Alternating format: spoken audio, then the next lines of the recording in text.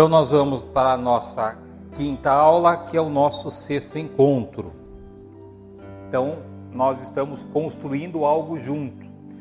Nós estamos passeando por uma jornada e a cada passo que nós damos, a cada encontro que nós realizamos, é um tijolinho adicional que a gente coloca nesse tema tão importante, nessa doutrina tão importante que é a doutrina da santificação. Hoje a gente vai falar sobre o nosso coração. A Bíblia diz que nós fomos feitos novas criaturas. Mas o que aconteceu com o nosso coração? O que aconteceu com a nossa essência? O que aconteceu com a nossa natureza? Então é outro fundamento, querido, que é super importante você entender para que você consiga avançar no teu processo de santificação. Abra a tua Bíblia, por favor, em Romanos, no capítulo 7, no versículo 22, por favor. Romanos 7, 22. Então nós vamos falar do nosso coração, daquilo que está aqui dentro de nós. Lembra sempre, queridos, aquilo que está escrito na Bíblia não se questiona. Se Deus falou, é a verdade para mim e para você. Lembre que a Bíblia é o coração de Deus, a Bíblia é a boca de Deus. Se Ele falou, é nisso que a gente tem que focar e é nisso que a gente tem que acreditar. Romanos 7, 22 diz assim: porque, segundo o homem interior, tem o prazer na lei de Deus. Então o apóstolo Paulo está dizendo que há um homem interior. Ora, se há um homem interior, nós podemos entender que há um homem exterior. Ele diz assim, que o meu homem interior, e toda vez que a Bíblia trata de coração, toda vez que a Bíblia fala de coração, ela está falando do nosso ser interior. Então o apóstolo Paulo diz assim, que o meu coração, ele se alegra da lei de Deus, ele se alegra das coisas de Deus, ele se alegra de fazer a vontade de Deus, ele se alegra em obedecer à vontade de Deus. É isso que o apóstolo Paulo está nos dizendo. Então o apóstolo Paulo está nos dizendo assim, que há algo no nosso interior que tem uma inclinação para gostar das coisas de Deus. Ainda que o nosso homem exterior, através do nosso comportamento, não tem essa mesma inclinação, ele está dizendo assim, o cara que está aqui dentro, ou seja, o meu coração, ele se alegra em obedecer às coisas de Deus. E a gente já falou para vocês mais de uma vez, que Deus, ele não olha para o teu comportamento, Deus olha para o teu coração. Abra, por favor, a tua Bíblia em 1 Samuel. Aproveita esse tempo, queridos, devagarzinho, para você aprender a manusear a Bíblia. A gente vai dar um tempo, porque também é o processo de você ter mais afinidade com a Bíblia, com a Palavra de Deus. Não temos pressa para fazer as coisas. É um tempo também para você ir se familiarizando com a Palavra de Deus. 1 Samuel, capítulo 16, versículo 7. Essa passagem aqui é a passagem que Deus pede para Samuel ungir o novo rei de Israel. E aí, olha o que Deus diz. Porém, o Senhor disse a Samuel: não atentas para a sua aparência, nem para a altura da sua estatura, porque o tenho rejeitado. Porque o Senhor não vê como o homem vê, pois o homem vê o que está diante dos olhos, porém o Senhor olha para o coração.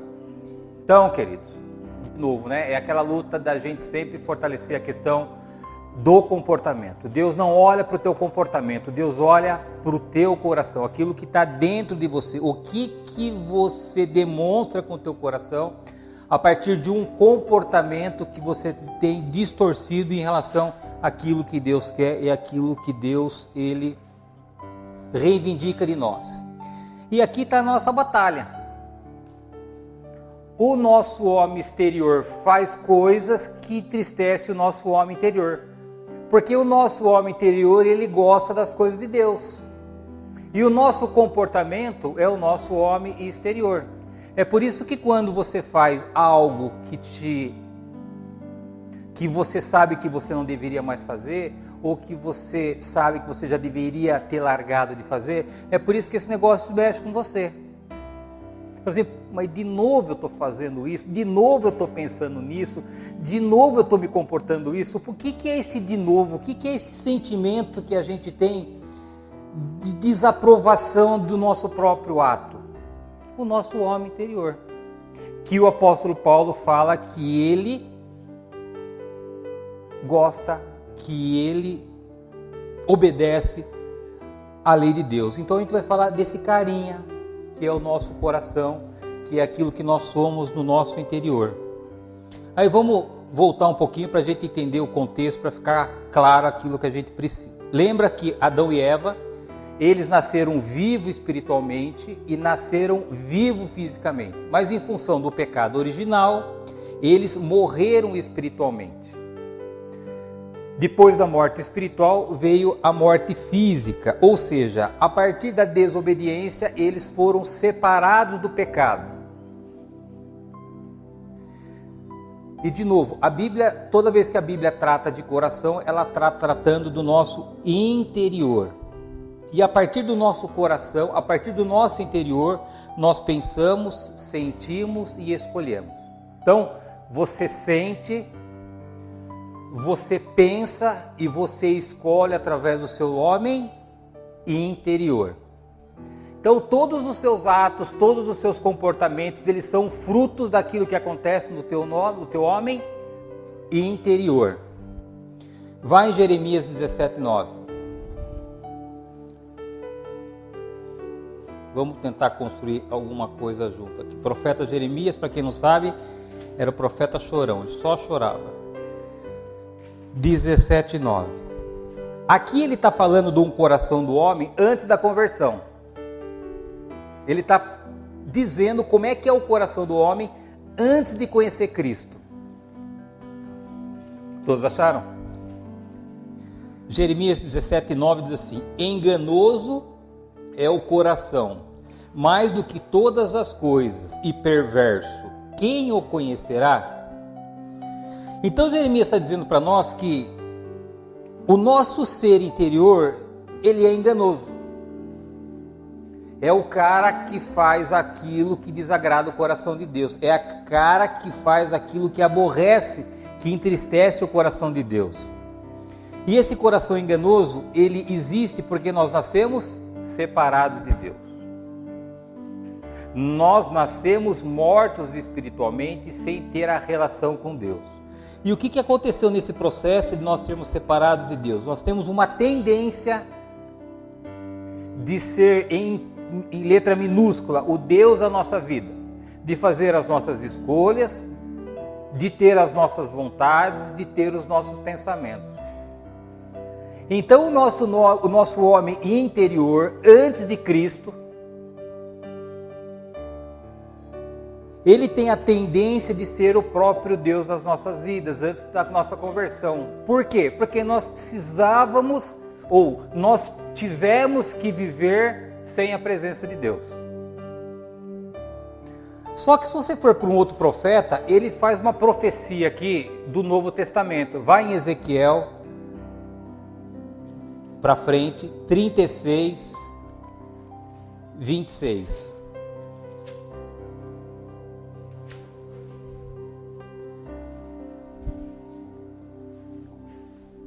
Então, Jeremias está dizendo assim: Luciano, você tem um coração enganoso. O teu coração pensa que você é o teu Deus com letra minúscula da tua própria vida. Por quê? Porque eu nasci separado de Deus e eu precisei viver a minha vida distante de Deus. Aí veio o profeta Ezequiel, ele faz uma profecia daquilo que ia acontecer com o Luciano. Ele fala assim no 36, 26. Deus dizendo através do profeta. Entendeu? Não é o profeta que fala. O profeta fala aquilo que Deus manda ele falar, porque senão não é profeta, não é homem falando. Diz assim: eu vos darei. Quem vai dar? Ezequiel? Deus. Eu vos darei um coração novo. Olha só. Eu vou trazer algo novo dentro de você que não existia. Existia um cara que era enganoso e eu vou te dar um outro coração. E porei dentro de vós um espírito novo. Em que momento a gente recebe o Espírito Santo de Deus? Na nossa conversão, tudo bem? Então, na tua conversão, Deus está dizendo assim, ó, eu vou te dar um coração novo, ou seja, eu vou te regenerar e vou colocar dentro de você o meu espírito.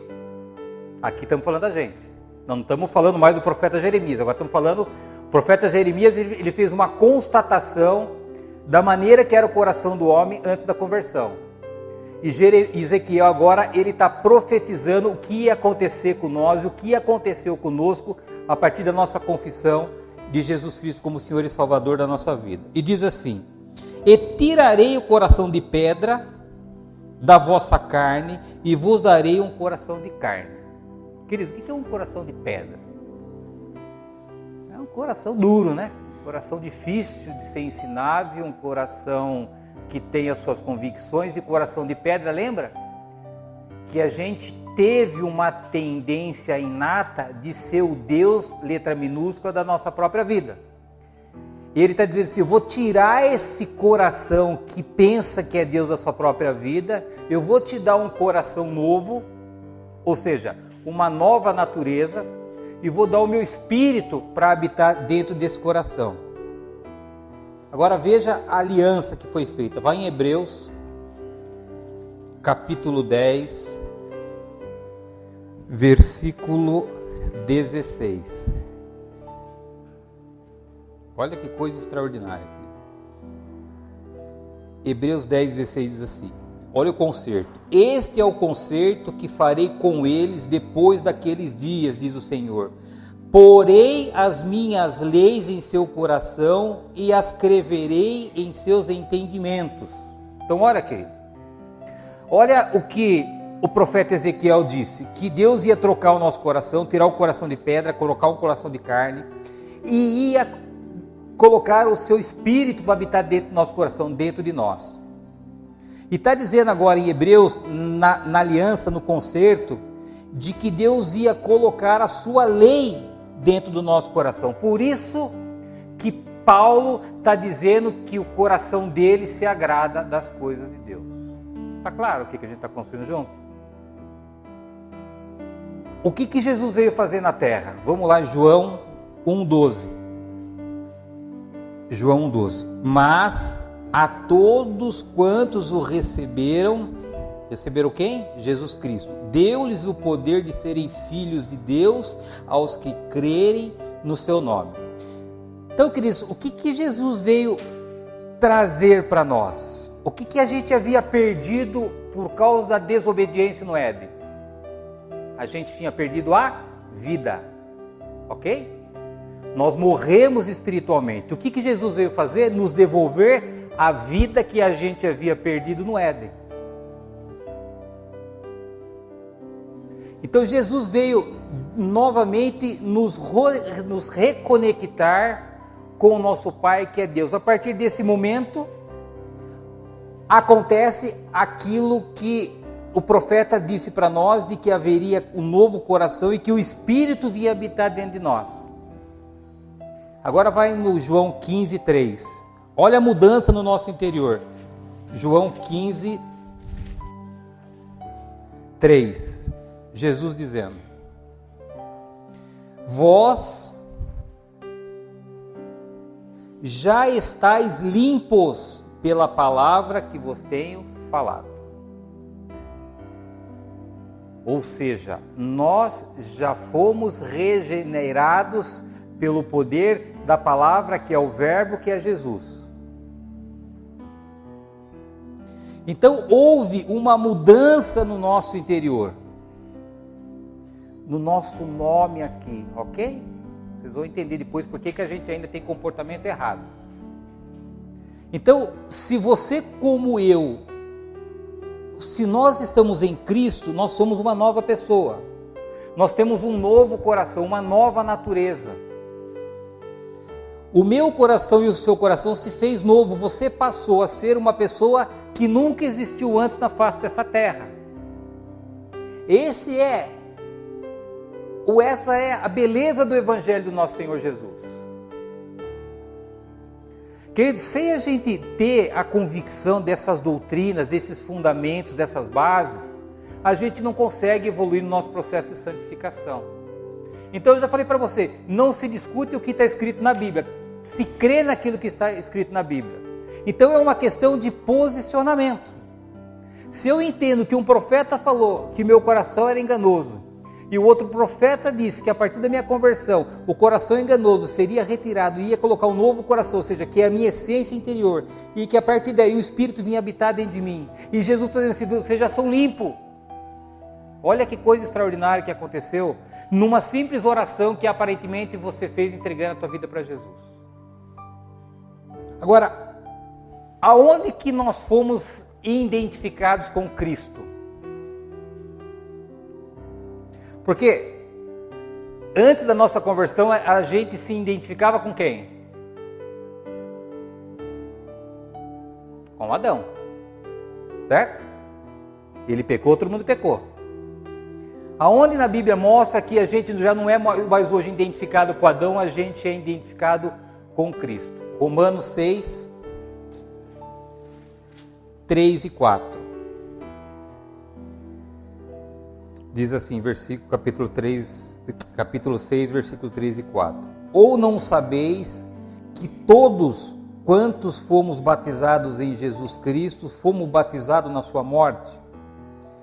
De sorte que fomos sepultados com ele pelo batismo da morte, para que, como Cristo ressuscitou dos mortos pela glória do Pai, assim andemos nós também em novidade de vida. Então, o que nos leva, segundo a Bíblia, a ter a certeza que nós nos identificamos agora com Jesus e não mais com Adão?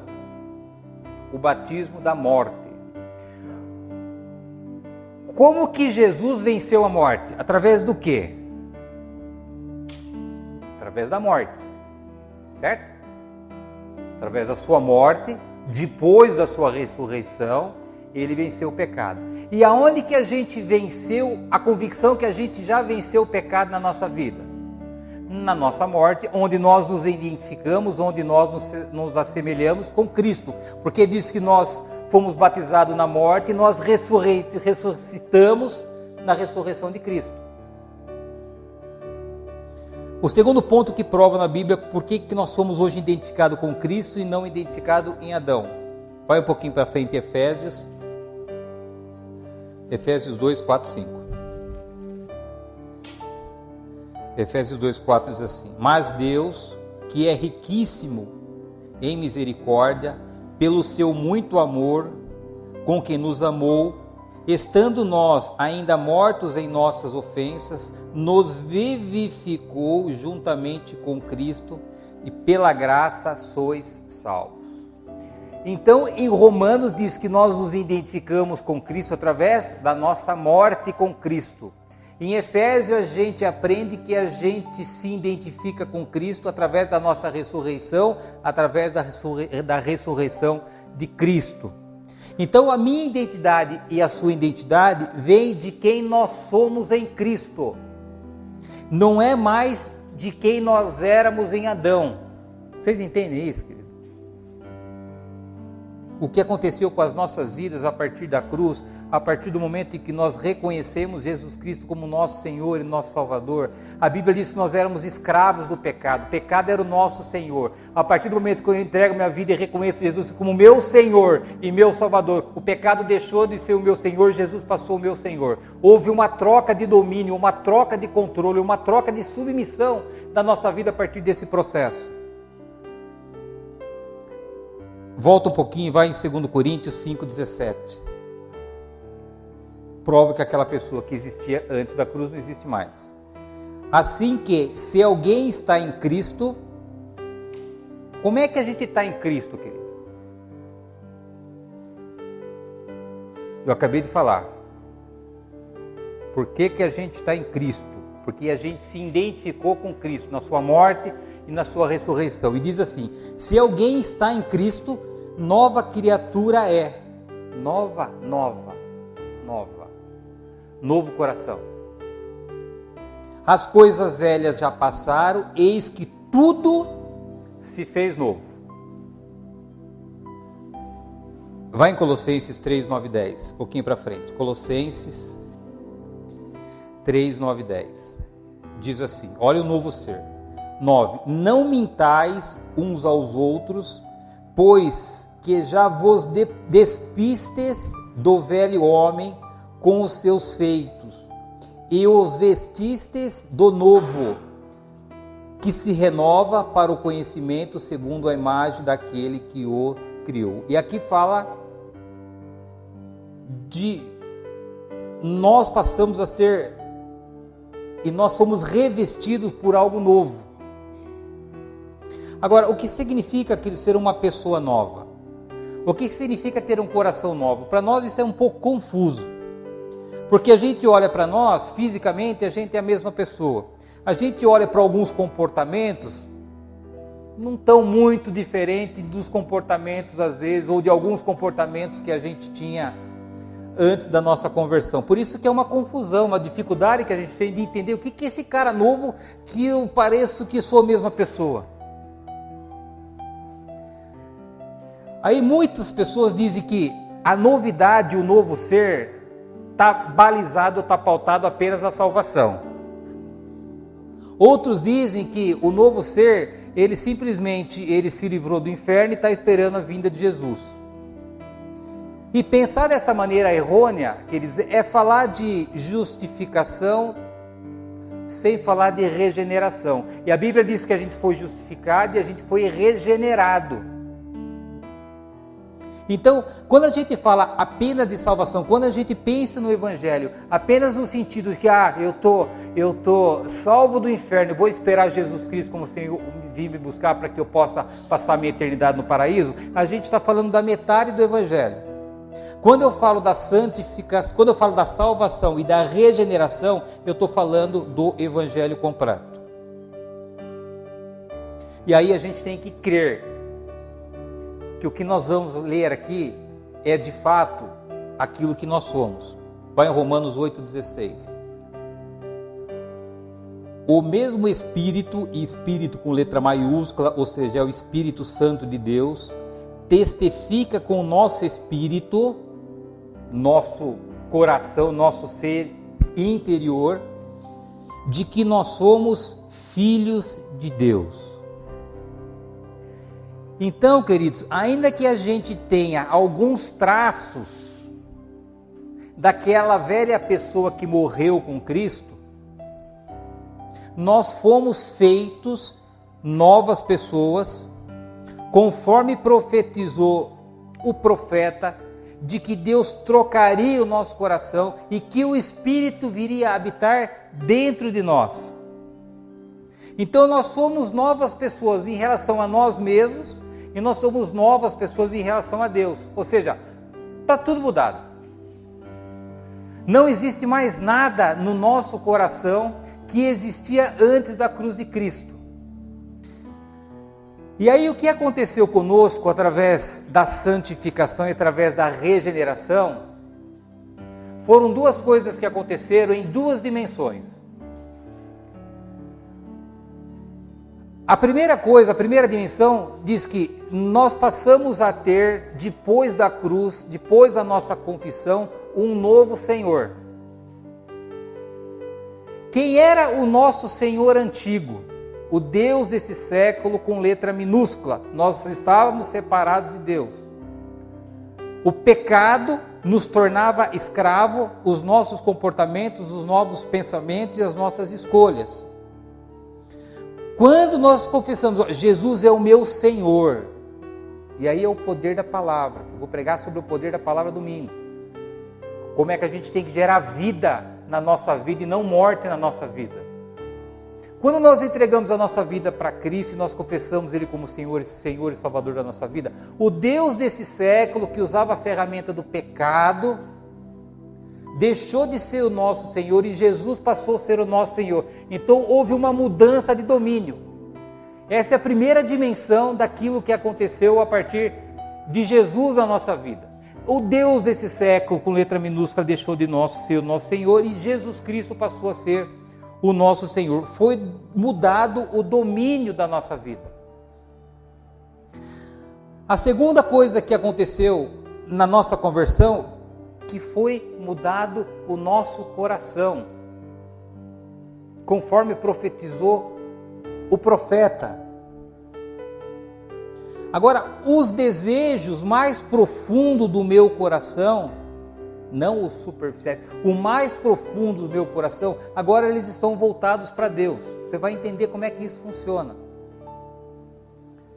Ah, Luciano, como é que eu sei que o meu coração mais lá no profundo é voltado para Deus? Se você hoje se aborrece, se entristece por os seus atos ainda que desagradam o coração de Deus, perceba que lá no teu íntimo, o teu coração se agrada da lei de Deus, ainda que na superficialidade você continue fazendo as coisas erradas.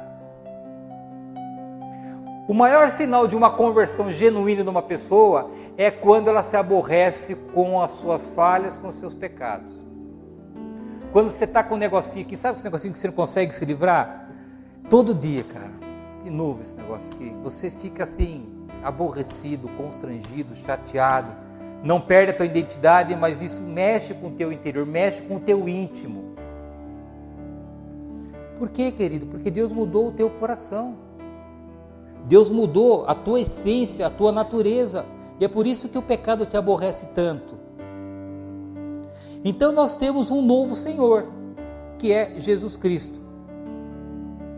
Na minha conversão, e por que Ele é meu Senhor? Porque eu confessei Jesus como Senhor e Salvador da minha vida, porque eu me identifiquei com Ele na morte e na ressurreição.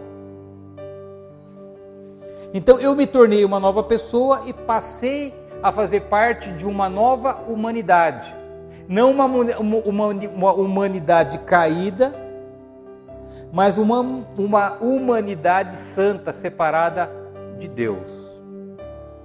Então o pecado, ele perdeu o controle e o domínio da minha vida, porque eu morri com Cristo, e a morte e a ressurreição de Cristo fez com que ele vencesse a morte e vencesse o diabo, o pecado. Se eu me assemelhei com ele, conforme a Bíblia diz que eu morri com ele e ressuscitei com ele, eu também venci o pecado. Vai em Romanos, estamos em Romanos 6, 5, 7, vamos lá de novo, 6, do 5 até o 7. Diz assim, Romanos 6, 5. Porque se fomos plantados juntamente com ele na semelhança da sua morte, também seremos da sua ressurreição. Olha aqui, nossa identificação com Cristo. 6. Sabendo isso, que o nosso velho homem foi com ele crucificado, para que o corpo do pecado fosse desfeito, a fim de que não servamos mais o pecado. Porque aquele que está morto está justificado do pecado. Está claro, querido, que o pecado ele não tem o poder mais de fazer você de servo. E o processo de santificação é um processo onde a gente está gradativamente tomando o controle da nossa vida e falando não para o pecado. Sabe o que eu faço quando vem um pensamento na minha mente? Eu faço como se eu estivesse conversando com o pecado, assim, cara, não tenho mais relação com você. Você não tem mais o poder de controlar minha vida. Eu morri. Eu sou uma nova pessoa. Deus colocou um coração novo. Isso para instantaneamente o teu pensamento.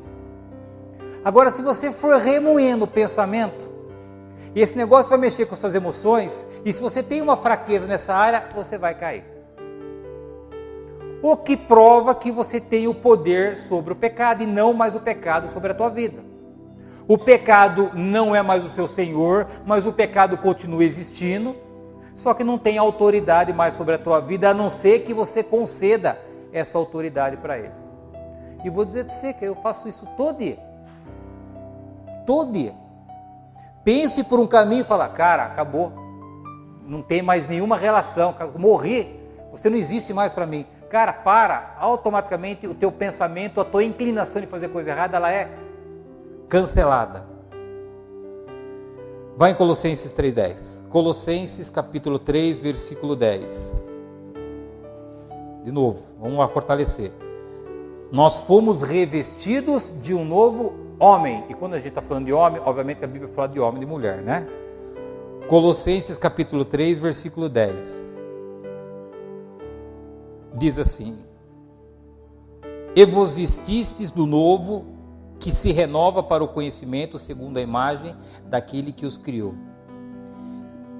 diz aqui, você vai se revestir, você já se revestiu do novo. Prova mais uma vez que você não é mais aquela mesma pessoa que existia antes de Cristo. Então a Bíblia diz que o velho homem foi crucificado com Cristo. O velho homem morreu. Qual foi a morte do velho homem? A crucificação com Cristo. Então o pecado, ele não tem mais o poder de controlar a nossa vida. E há muitas pessoas tentando matar o velho homem e não conseguem. Você conhece pessoas que estão tentando matar? Mas de novo o velho homem, eu preciso acabar com esse cara que não consegue, não vai conseguir. E por que não vai conseguir? Porque ele já morreu. Você está tentando matar alguém que não existe mais, por isso que você está ficando doido com essa luta. Esse velho homem morreu há 2019 anos atrás, então você não vai conseguir matar quem está morto. Não é algo que você fez, o que você vai fazer, é algo que Cristo já fez por você. Há 2019 anos atrás, é por isso que esse cara não existe mais, é isso que a gente tem que entender. Para que a gente tenha controle dos nossos comportamentos, para que a gente rejeite o pecado, para que a gente se afaste das coisas que a gente sabe, que desagrada e que entristece o coração de Deus. Queridos, é uma questão de posicionamento, é uma questão de identidade. O que deveria acontecer com a sua vida já aconteceu. Não vai acontecer de novo.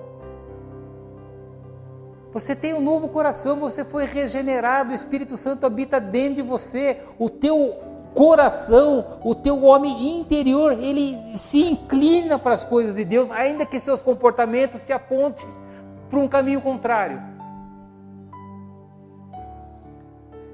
De novo, não são os seus comportamentos que determinam quem você é, mas quem você é que determina seus comportamentos.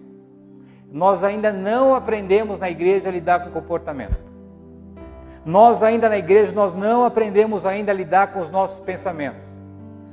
Nós vivemos descontrolados emocionalmente porque os nossos comportamentos é quem conduz a nossa vida. Haja visto o descontrole emocional que a gente vive.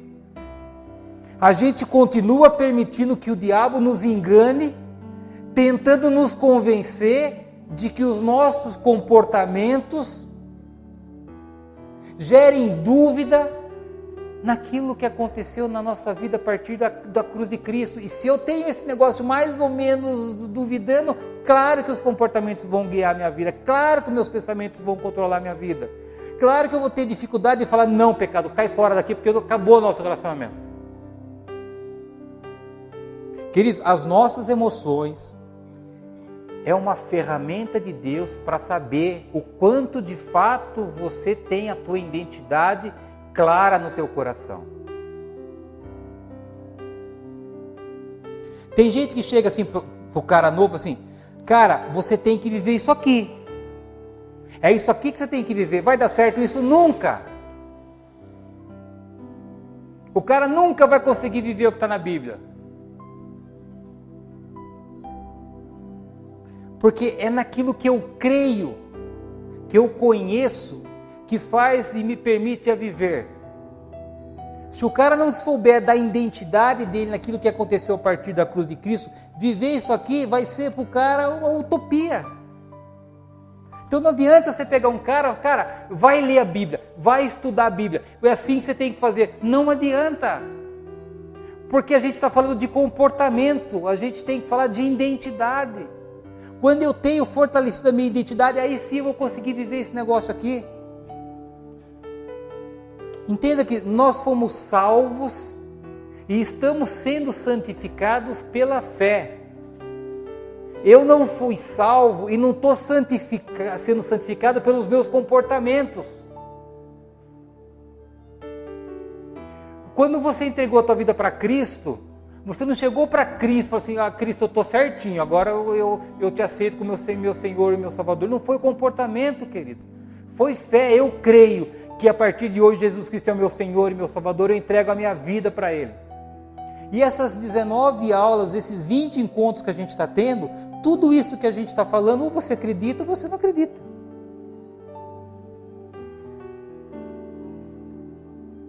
A tua salvação E a tua santificação, ela está alicerçada naquilo que você crê.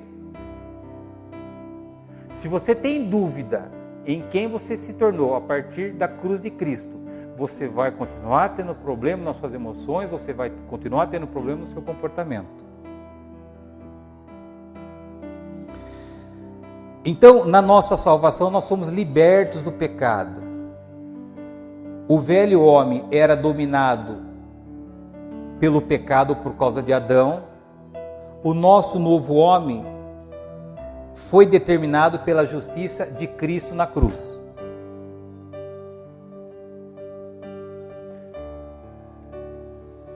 E o que é morrer para o pecado, queridos? Morrer para o pecado é morrer para aquilo que nos dominava. Nós morremos no pecado. O pecado fica procurando eu assim, onde é que você não está? Eu não acho mais, desapareceu o cara e fica atrás de mim e não acha porque eu morri para ele.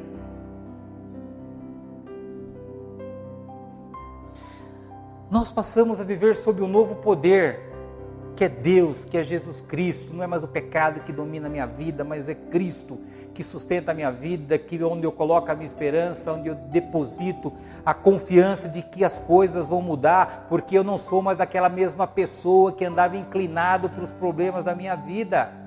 Se você continua inclinado para os problemas da sua vida, mostra que você não tem a convicção da sua identidade de filho aceito e amado de Deus, e você ainda não entendeu que Deus colocou um novo coração dentro de você, que você tem um novo Senhor na tua vida, não é mais o pecado, mas é Jesus Cristo, e que houve uma regeneração no seu interior. Se você não tem essa convicção, queridos, a minha sugestão é que você pegue esses versículos, você cole ele em todos os quartos, em todos os cômodos do seu carro, e você decore isso, você fale isso, você profetize isso, até esse negócio entrar no teu coração e isso ser uma verdade para você.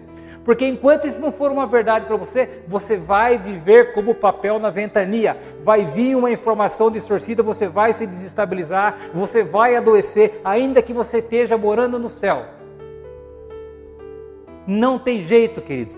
Salvação, justificação, regeneração, santificação é por fé. Eu tenho que acreditar.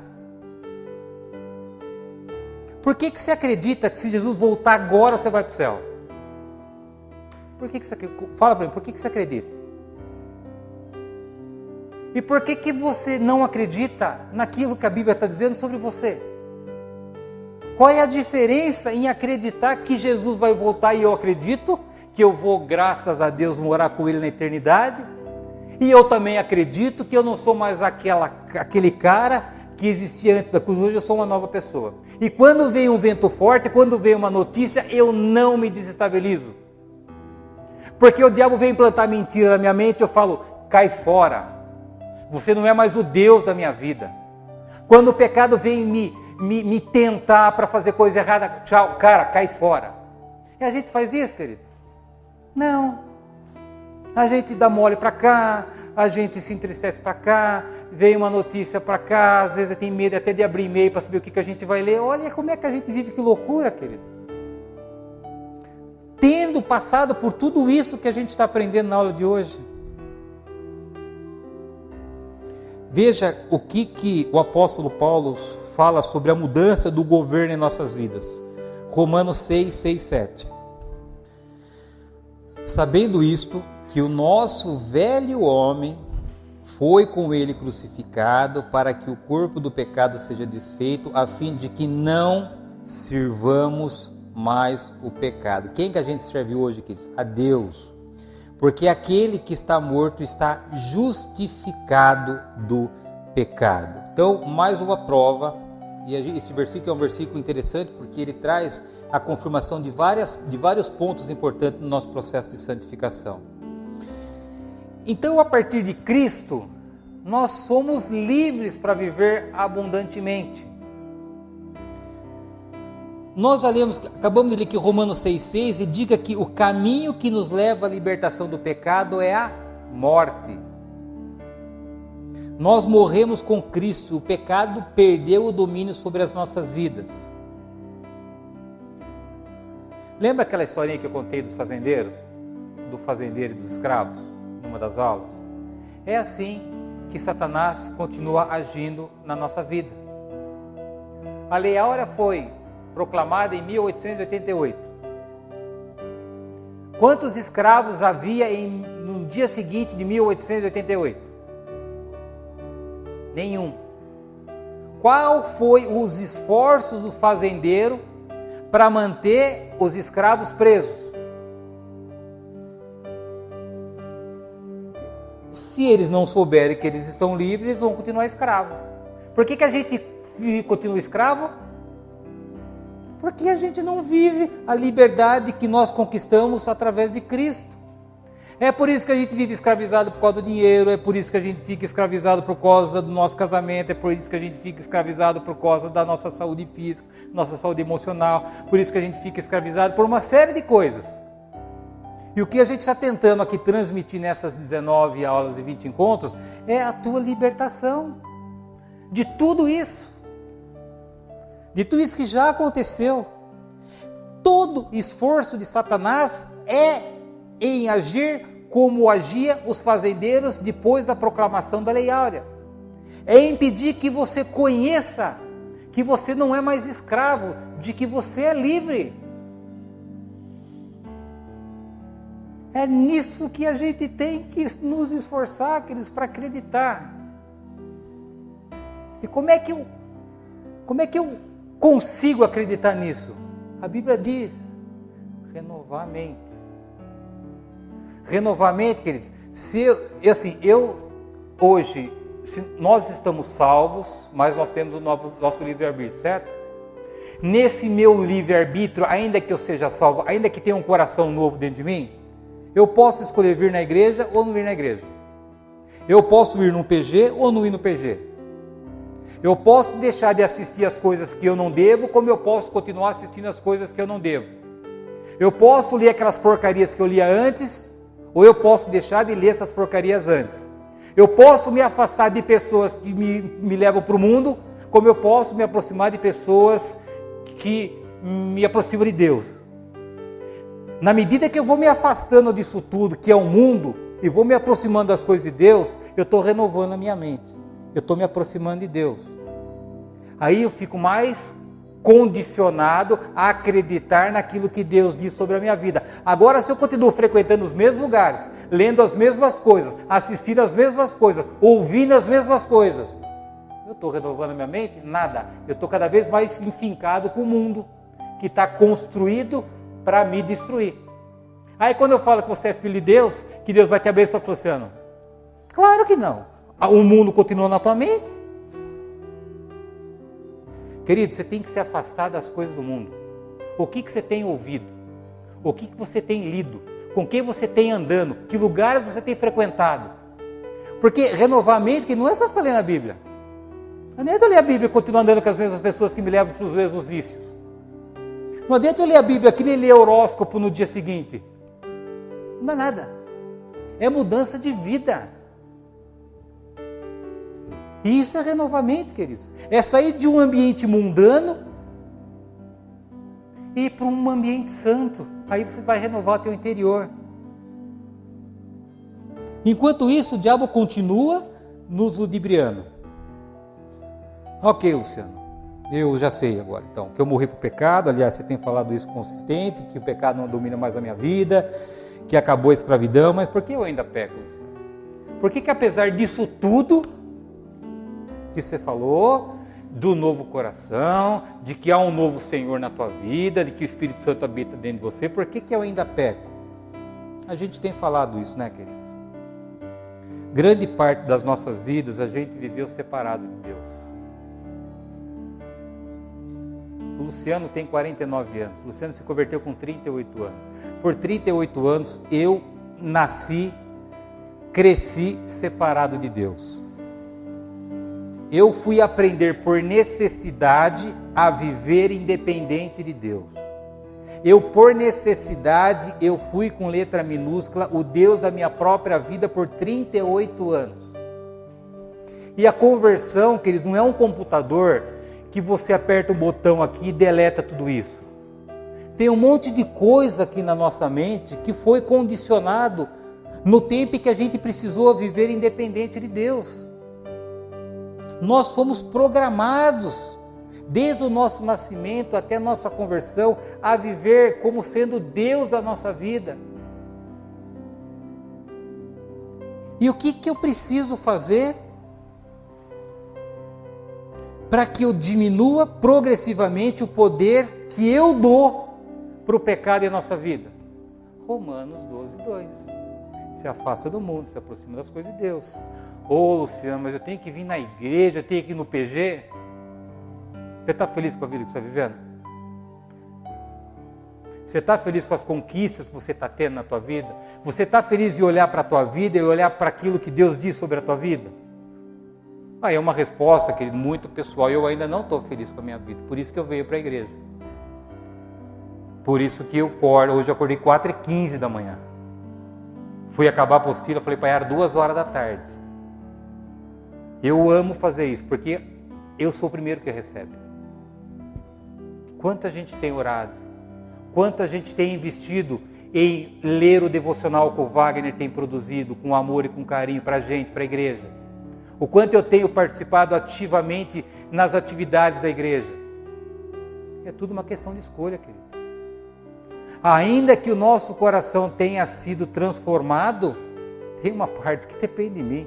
Porque 38 anos tem um monte de coisa aqui, se eu não renovar essas coisas aqui, esquece. Vai continuar controlando a minha vida. O que a gente tem assistido na televisão, querido?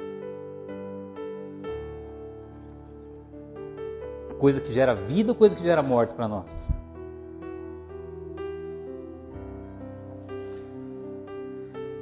Então, na nossa conversão, foi trocado o domínio da nossa vida. O pecado não tem mais domínio sobre a tua vida, a não ser que você conceda esse domínio através das suas escolhas, através do espaço que você dá para a tua vida. Quem tem o domínio sobre a tua vida agora é Deus. E eu não posso e você não pode esquecer a nossa responsabilidade. Eu dou poder para o pecado na medida em que eu concedo espaço para que ele faça da minha vida aquilo que é projetado para o Deus desse século, para que eu desagrade e entristeça o coração de Deus. Então, para a gente ir fechando a nossa construção, queridos, falamos que na nossa conversão aconteceu 2 coisas importantes na minha vida e na tua vida. Mudou o Senhor da tua vida e foi trocado o teu coração. Algo aconteceu externamente, foi a troca do senhorio, e algo aconteceu internamente, foi a troca do teu coração. Está claro, queridos, que você foi transformado, tanto no governo exterior da tua vida, como no teu coração, através do coração retirado de pedra e colocado no coração de carne junto com o Espírito Santo. E todo o esforço de Satanás para paralisar a tua vida está nesses 2 pontos. Ele vai te convidar, ele vai tentar te convencer de que Deus não é o teu Senhor. Olha o que você está vivendo. Você vai na igreja, pede oração para o pastor, mas não muda. Mas que Deus é esse? Será que de fato esse negócio existe? E ele vai questionar se de fato teu coração é novo. Cara, mas você continua fazendo a mesma coisa. Esse pecado repetitivo que você pede perdão todo dia para Deus, mas que história é essa de que um coração novo, que profeta, esse negócio e ele vai minando devagarzinho até ele fala, pô, sabe, eu acho que é verdade, negócio de igreja, de pastor, eu não consigo me livrar disso, não quer saber? Eu acho que tem razão mesmo. Mentira, querido. Mentira. Agora, olha que coisa interessante. O que é ter um coração novo, querido? Antes de falar o que é ter um coração novo, é da natureza do ser humano que todo coração ele é controlado por um senhor externo. Põe isso no teu coração. Tanto aquele velho coração de pedra, como esse coração de carne, ele é condicionado a agentes externos. Por quê, queridos? Porque nós fomos criados seres dependentes. Deus nunca nos criou para que nós fôssemos o Deus da nossa vida. Deus não criou a sua criação para que nós fôssemos os nossos próprios senhores. Então, o que eu vivo hoje no meu coração novo é influenciado por aquilo que eu estou vivendo externamente. Nós somos seres dependentes, é por isso que a gente vive procurando a vida fora de nós. Vai Mateus 6, 21. Olha como isso é verdade. Ó, aquilo que você carrega no teu coração é o teu Senhor, que vem da tua vivência externa. Olha o que Jesus está dizendo para nós, que prova que eu estou dizendo para você. Então lembra, o teu coração, ele é condicionado por agentes externos. Aquilo que você estabelece como Senhor da tua vida é aquilo que te controla internamente. Se o dinheiro é o Senhor da minha vida, eu vou viver em função do dinheiro.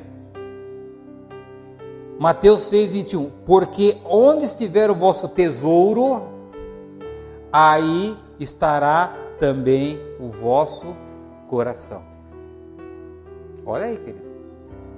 Nosso tesouro está fora da gente, certo? Onde está o teu tesouro? Onde está o meu tesouro? É aí onde está o teu coração. Ou seja, o teu tesouro é que condiciona o teu coração. Então o teu coração, ele é escravo dos teus tesouros. É isso que está dizendo aqui. Então vamos lá. Com a minha conversão, eu passei a ter um outro novo Senhor, que não é mais o pecado, é Deus. A Bíblia diz que foi trocado o meu coração, o meu agente interior, e agora eu tenho um nó para resolver.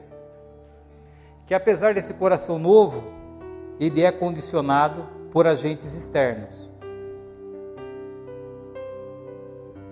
Vai em Gálatas 4, 6.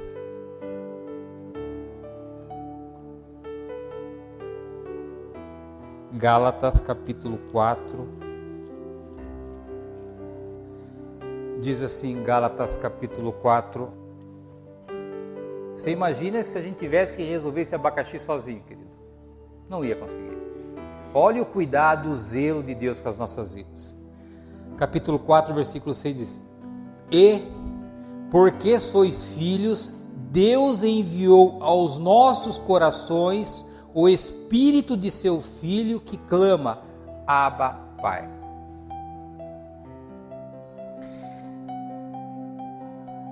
Então, passou a brotar no nosso coração desejos que a gente não tinha antes.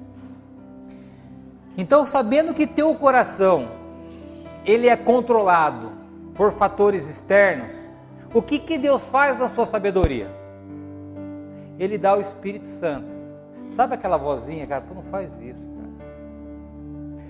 Para de fazer isso. Não toma essa decisão. O que ele está fazendo, querido? Ele está orientando as nossas escolhas. Ele está mostrando para nós, cara, isso aqui você vai se tornar escravo, o teu coração é escravo desse negócio aqui. Ou só acontece comigo isso? O Espírito Santo só fala comigo. Nossa, o Espírito Santo que testificou, é Ele que tem hoje a missão de te convencer em toda a verdade. Então, olha que coisa maravilhosa que aconteceu conosco, querido. Desculpa ser repetitivo, mas é importante para a gente fechar aquilo que a gente construiu. O profeta disse que você tinha um coração de pedra porque você nasceu separado de Deus. O outro profeta disse que a partir da cruz você teve um novo coração. A Bíblia diz que houve uma troca de comando na tua vida, de domínio na tua vida. Não é mais o pecado, porque você se identifica com Cristo, mas agora quem tem o domínio na sua vida é Deus. A Bíblia diz que o meu coração e o teu coração, ele é influenciado por agentes externos.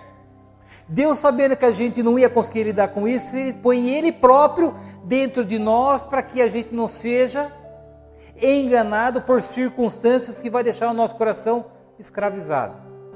Vocês conseguem entender isso? O Espírito Santo, ele tem a missão hoje de nos advertir, de nos corrigir, de nos constranger, para que agentes errôneos externos não deixem o nosso coração escravizado. Então, ainda que você tenha um coração novo, se você não tem esse discernimento, e se você não ouve a voz do Espírito Santo, ou se você não obedece à voz do Espírito Santo, seu coração vai ficar escravizado por coisas exteriores. Aonde estiver o vosso tesouro, aí também estará o vosso coração. Veja, queridos, a profundidade do trabalho de Deus na nossa vida. Estar no reino de Deus como nós estamos, queridos, não é vir para a igreja, é entender esse negócio todo, porque senão não faz sentido na nossa vida.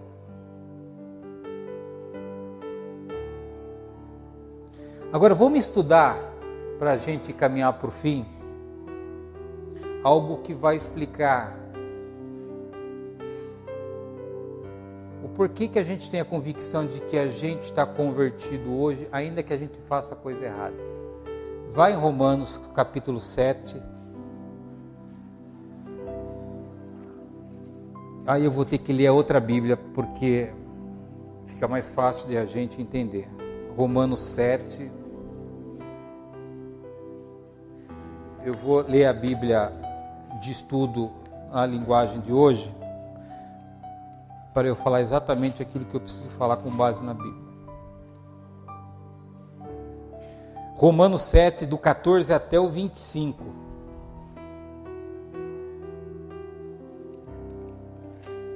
Do 14 até o 25. Tudo bem? Diz assim: sabemos que a lei é divina, mas eu sou humano e fraco e fui vendido ao pecado para nascer seu escravo. Vamos entender o contexto. Senão o Bruno vai ficar bravo comigo que eu pedi para tirar esse louvor. Eu não entendo o que faço, pois não faço o que gostaria de fazer. Pelo contrário, faço justamente aquilo que odeio. E se faço o que não quero, isso prova que reconheço que a lei diz o que é certo. E isso mostra que, de fato, já não sou eu quem faz isso, mas o pecado que vive em mim é quem faz. Pois eu sei que aquilo que é bom não vive em mim, isto é, na minha natureza humana. Porque mesmo tendo dentro de mim a vontade de fazer o bem, olha o coração, eu não consigo fazê-lo. Pois não faço o bem que quero, mas justamente o mal que não quero fazer é o que eu faço. Mas se faço o que não quero, já não sou eu quem faço isso, mas o pecado que vive em mim é quem faz. Assim, eu sei que o que acontece comigo é isto. Quando quero fazer o que é bom, só consigo fazer o que é mal. Dentro de mim, eu sei que gosto da lei de Deus, olha o coração. Mas vejo que a lei é diferente agindo naquilo que faço. Uma lei que luta contra aquela que a minha mente aprova. Ela me torna prisioneiro da lei do pecado, que age no meu corpo.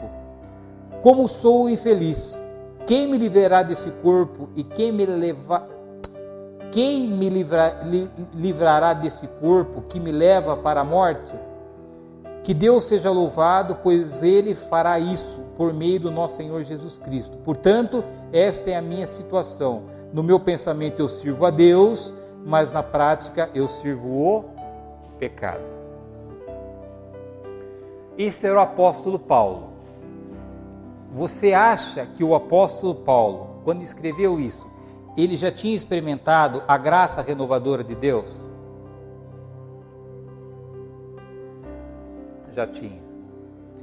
O apóstolo Paulo já tinha o Espírito Santo habitando dentro dele? Então, uma pessoa descrente, ela não é descrente por causa do seu comportamento. Se você está dizendo para mim que o apóstolo Paulo tinha experimentado a graça de Deus, que o Espírito Santo habitava dentro dele, olha o comportamento dele. O teu comportamento, ele não prova se você está convertido, se você não está convertido, se você foi regenerado, se você não foi regenerado, se foi trocado o teu coração, se não foi trocado o teu coração. Agora, eu quero estudar 3 dimensões, 3 tópicos importantes para a gente entender por que a gente pode ter certeza de que Paulo havia experimentado a graça de Deus e que o Espírito Santo habitava dentro dele, apesar do comportamento dele provar ou querer dizer o contrário. Eu quero pensar com vocês o que ele pensou nessa passagem, qual foi a emoção que ele sentiu e a vontade. Lembra que eu falei para você no começo, da onde vem o pensamento, a emoção da vontade? Vem do coração. Lembra? Comecei falando sobre isso. E eu quero ver essas 3 dimensões do pensamento, a vontade e as emoções de Paulo para que a gente possa entender o que aconteceu com ele. A primeira dimensão é o pensamento. O que Paulo pensava daquilo que ele fazia? Vai no versículo 15. Diz assim: o que eu faço eu não entendo, não aprovo o que faço. Olha a mente de Paulo. Paulo não está dizendo assim, eu adoro fazer isso, eu gosto de fazer isso. Ele fala, eu não entendo como é que eu faço essas coisas. Essas coisas não fazem mais parte da minha vida. Como é que eu continuo fazendo essas coisas que eu fazia antes de Cristo? Veja no versículo 25 como ele reforça isso. Que Deus seja louvado, pois Ele fará isto por meio do nosso Senhor Jesus Cristo. Portanto, esta é a minha situação. No meu pensamento, eu sirvo a Deus, mas na prática eu sirvo o pecado. Perceba, queridos, o inconformismo do apóstolo Paulo em fazer aquilo que ele estava fazendo. Isso é uma indicação de um pensamento de uma pessoa que recebeu um novo coração. Assim como certamente você tem coisas na tua vida que você não entende por que você faz e você fica se questionando, mas por que eu ainda faço essas coisas? Isso prova, querido, que o teu coração foi mudado. Porque em outros tempos você ia fazer essa mesma coisa e tanto faz como todo mundo faz, eu faço, mas você não. Isso passa a te incomodar. Então você percebe que o teu coração ele tem uma inclinação para fazer as coisas de Deus, mas o seu comportamento muitas vezes não reflete a inclinação do teu coração. E a inclinação do teu coração que é a tua convicção de que você é uma nova pessoa. A segundo ponto, a segunda dimensão é a dimensão emocional. Ainda está no versículo 15 também, vamos lá. Eu não entendo o que faço. Então, pensamento, ok? Pensa, eu não entendo o que eu faço. Por que eu ainda faço isso? E depois? Pois não faço o que gostaria de fazer. Pelo contrário, faço justamente aquilo que eu odeio. Então, Paulo está falando assim, eu não entendo por que eu faço isso. E isso que eu faço, eu odeio. Queridos, e odiar é uma emoção que contrapõe o amor.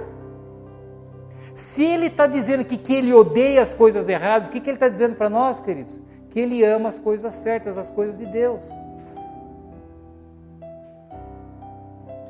Então nós podemos concluir que nesse processo, o apóstolo Paulo está dizendo que o seu coração, ele ama as coisas de Deus, ele odeia aquilo que ele está fazendo, ainda que ele esteja fazendo.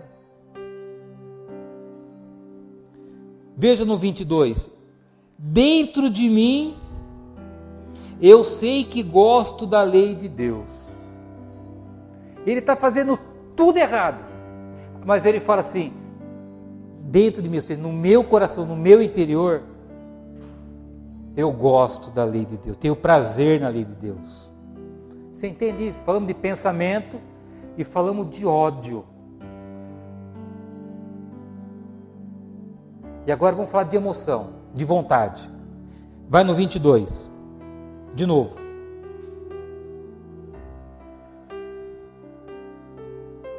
Dentro de mim, eu sei que gosto, vontade, da lei de Deus. Vai no 15. Volta no 15. Eu não entendo o que faço, pois não faço o que gostaria de fazer. Gostaria, vontade. Não faço o que eu gostaria. Ele gostaria de fazer coisas contrárias àquilo que ele está fazendo. 18. Pois eu sei que aquilo que é bom não vive em mim, isso é, na minha natureza humana, porque mesmo tendo dentro de mim a vontade de fazer o bem,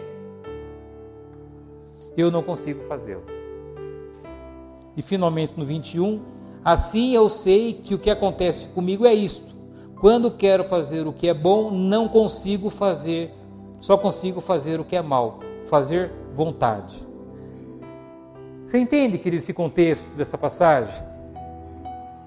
Que o apóstolo Paulo, um cara regenerado, um cara que teve seu coração transformado, um cara que passou por um novo senhorio, um cara que recebeu um coração novo, ele está com uma crise, porque dentro dele ele sabe aquilo que ele deveria fazer, aquilo que dá prazer nele, mas o que está fora se choca com aquilo que ele gostaria de fazer.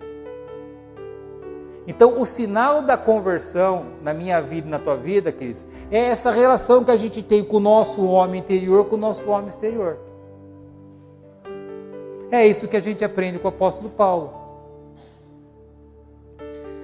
E são nessas três dimensões que mostra se nós temos ou se nós não temos um coração que foi transformado. Lembra que o apóstolo Paulo ele perseguia os cristãos? Teve um novo coração, passou debaixo de um novo Senhor, teve o Espírito Santo, passou a ser discípulo de Cristo. Quantas vezes vieram falar de Cristo para mim e eu debochava? Falava mal de pastor, falava mal de igreja. Hoje eu estou pregando a palavra de Deus. O que é isso? É um coração regenerado, é um coração que foi transformado. E quem o justifica é Deus através do nosso Senhor Jesus Cristo. Então eu estou dizendo assim, olha, cara, é assim, eu não entendo o que eu faço, eu odeio o que eu faço, e eu sei o que eu tenho que fazer, e não consigo fazer.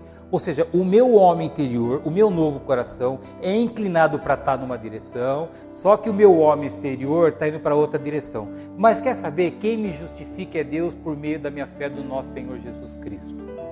Ou seja, Ele não está se condenando, mas Ele também não isenta a nossa responsabilidade em relação ao pecado. Ele só está nos ensinando o processo. Vai agora a Romanos 6, 12. Não reine, portanto, o pecado em vosso corpo mortal, para lhe obedecerdes em suas concupiscências. Quem deve não permitir que o pecado reine no nosso corpo? Nós. Então nós temos uma responsabilidade importante nesse processo de não permitir que o pecado seja o Senhor ou volte a ter espaço para ser o Senhor da nossa vida. Então a gente está olhando para a vida de Paulo, a gente está vendo a vida de um cara que continua fazendo a coisa errada. Mas a inclinação do coração dele vai em outro sentido. O verdadeiro cristão, queridos, ele tem inclinações no seu coração positivas, ou seja, alinhado com a vontade de Deus, conectado com o propósito de Deus. Mas ainda nós podemos ter ainda antigos desejos, fazer antigas coisas, ter antigos comportamentos, mas que já não são dominantes, porque o apóstolo Paulo está dizendo, não permita que o pecado reine na sua vida. Quem permite somos nós, porque nós sabemos que nós deixamos de servir ao pecado e hoje nós servimos a Deus. Então, para a gente caminhar para o final, o entendimento vital que está no último tópico da tua apostila. Como cristão, você é uma nova pessoa, tem uma nova natureza, um novo coração, um novo Senhor e o Espírito Santo.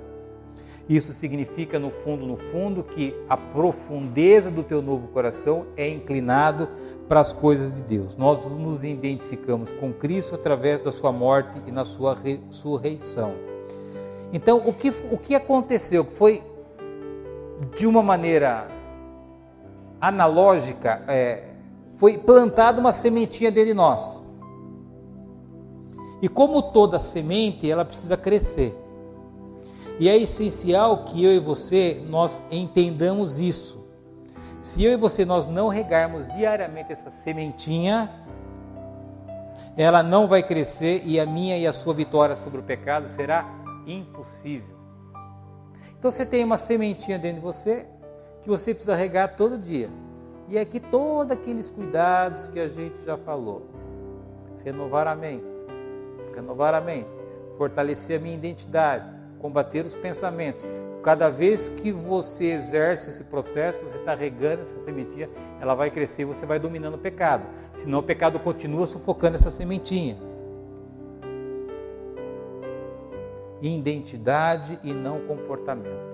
O processo de santificação vai cuidar do comportamento. Você tem a missão de colaborar com o Espírito Santo através daquilo que a gente tem aprendido, para que cada vez mais você se afaste daquele homem que morreu e você se aproxime à imagem e semelhança do Altíssimo. E é isso que a gente tem tentado desenvolver nesse tempo, nessa jornada, nesse novo curso que a gente está participando. O pecado continua existindo, mas ele não é mais o Senhor da sua vida. Ele não tem mais o poder de te controlar, desde que nós façamos a nossa parte. Queridos, como é que o pecado ele entra na minha vida? Carne e pensamento, carne e pensamento, carne e pensamento. Se você controlar sua carne e seus pensamentos, você se afasta do pecado.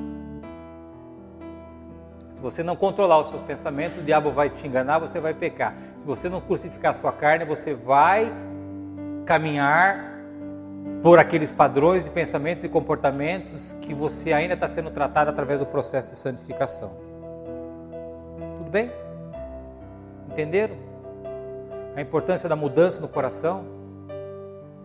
Entendeu o que aconteceu com a tua vida, queridos, depois da cruz de Cristo? Quantas coisas novas aconteceram com a tua vida?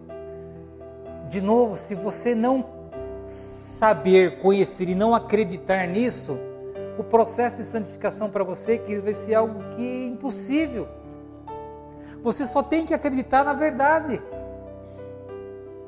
Você acreditando na verdade, que é aquilo que Deus diz sobre você, você voa no teu processo de santificação. Você voa distante das emoções prejudicadas que hoje te consomem.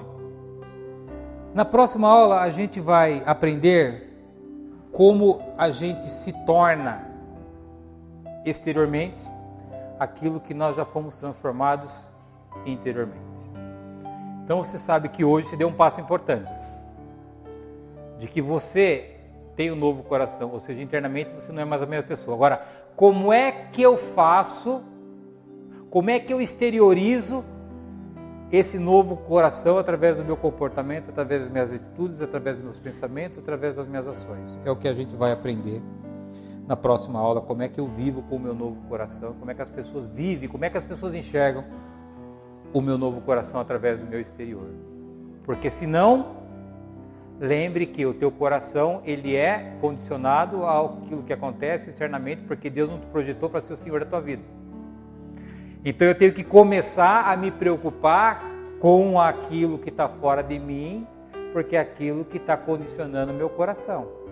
Teu coração quer fazer uma coisa, mas você está indo para o outro lado. Então você tem que saber, por que eu não vou para esse lado aqui, para que meu coração de fato me leve para onde eu quero ir. Para que eu não fique com essa crise que nem o apóstolo Paulo demonstra para nós que ele viveu. Amém?